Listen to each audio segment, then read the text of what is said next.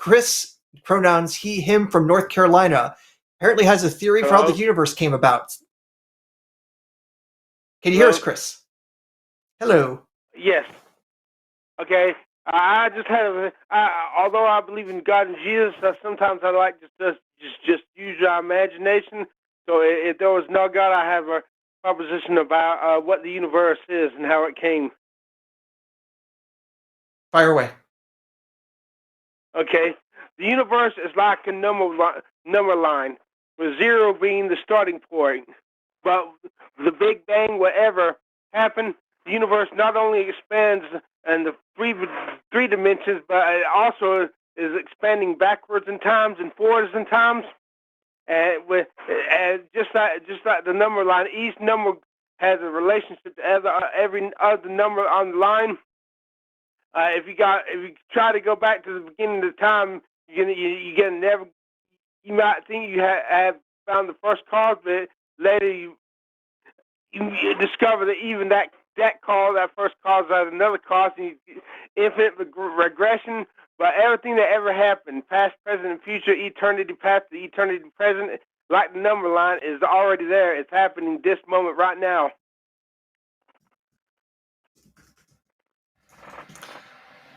Well, are you there?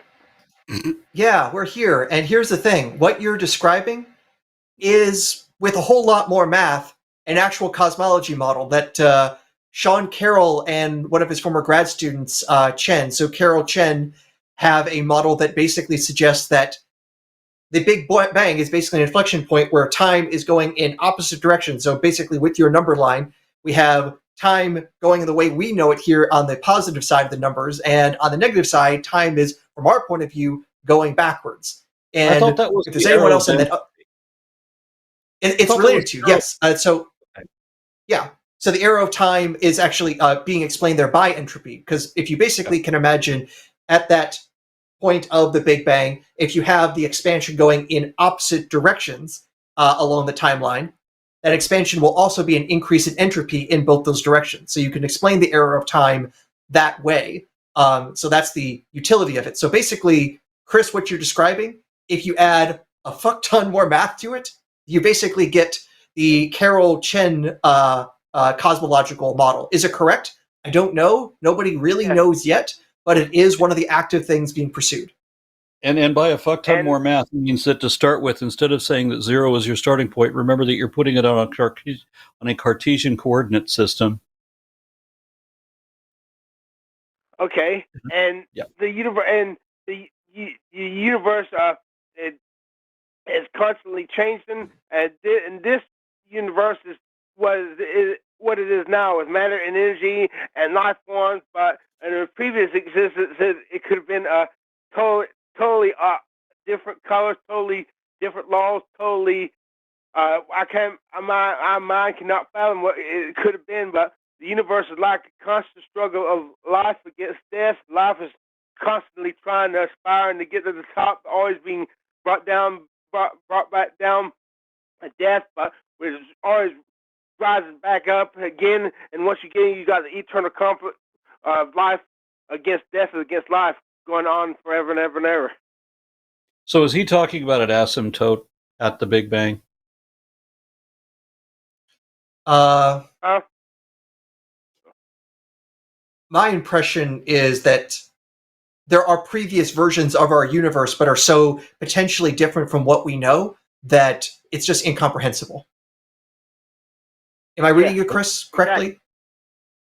Exactly. And maybe. Life is always finding a way to death is always finding a way, entropy, to bring it back down, but it always finds a way to rise back up.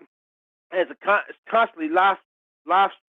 Who knows? Maybe the consciousness is a type of consciousness, and that may bring in free will. To me, if free will possible, if consciousness is an element all its own, something we don't understand, then free will is possible. But if consciousness is not, then free will is just an illusion. Well, we had this conversation a little bit earlier with some other callers, but our basic idea is that consciousness is a result of what the brain does. So fundamentally, consciousness is a result of matter energy. It's not another substance. That's our best conclusion of the science right now.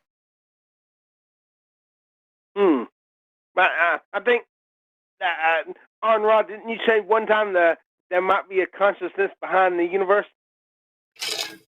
No. Okay, I thought you did. But the I think what Chris, I think what you are getting at is that Aaron used to be a believer in all sorts of spooky things, and in that sort of state. Then there's a grand consciousness, so that way he can do his Jedi mind tricks. Oh. But I just thought I'd share that, to get some more feedback to make sure I'm going on the right path, or if I'm screwed up. So that I just decided to call in. Yes, I still believe in God and Jesus, but I also allow my mind to. I read books of other things, and Christianity and Judaism, and I just want to learn. That's all I want to do. I just want to learn and know the truth. That's definitely admirable. I have to ask then, since you're exploring these things, what sorts of explorations have you done to see if Christianity is true? Oh, I watch a lot of atheist shows, and from what I've seen, that this is not the Christians' finest hours. From what I'm seeing going on, they're always losing the arguments. I just can't get rid of Jesus, though. I just can't. But still, I watch. The way I see it, if God's real, He'll win out. He'll win out. If He's not real, He'll lose out. That's the way I see it. Okay. I kind of see it that way too, and I see that there are more unbelievers now as a demographic than there are Protestants in this country.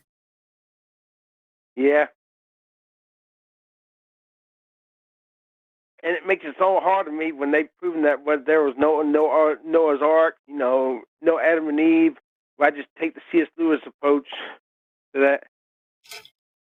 Yeah, and that's important. Even if there is a God, there still wasn't an Adam and Eve, and there still wasn't a Noah's Ark. Yep. Yeah, if there is a God, it's so different than anything else we've imagined, because what we've imagined so far ain't it. And what all these Christians claim to have near-death experiences and divine revelations, they make me so mad. They make the Christians today are putrid. They're not loving. I've tried to reach out to many of them, and they just blow me off. And not Jesus. I still believe in Jesus, but Christianity today is a wet noodle. It's a goddamn joke.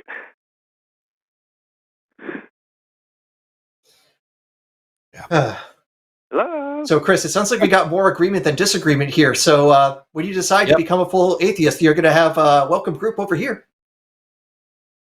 Oh, thank you, but I can't. I just can't get rid of Jesus. It's like in the ear and the nose. But traps? You said you can't get rid of Jesus. Have you tried glue traps? No.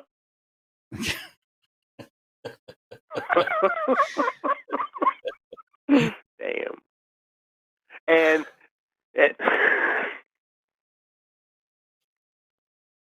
I think that's the best way to conclude a call, don't you think? And I have a message, about the political sense.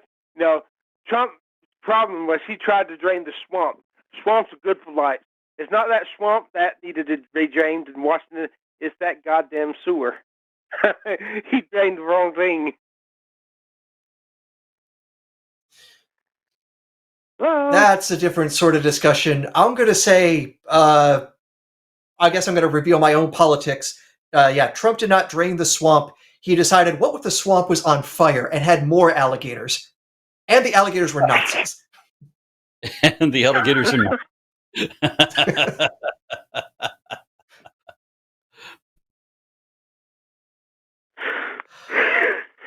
Well, my brother's on the line to get in. I better get off. But thanks. All right. Thank you for calling in. Good night. Bye. All right. Booyah. Okay. So I got 2 more callers here in the queue, and one of them has been patiently waiting for an hour, so they must be talked to. Let me bring in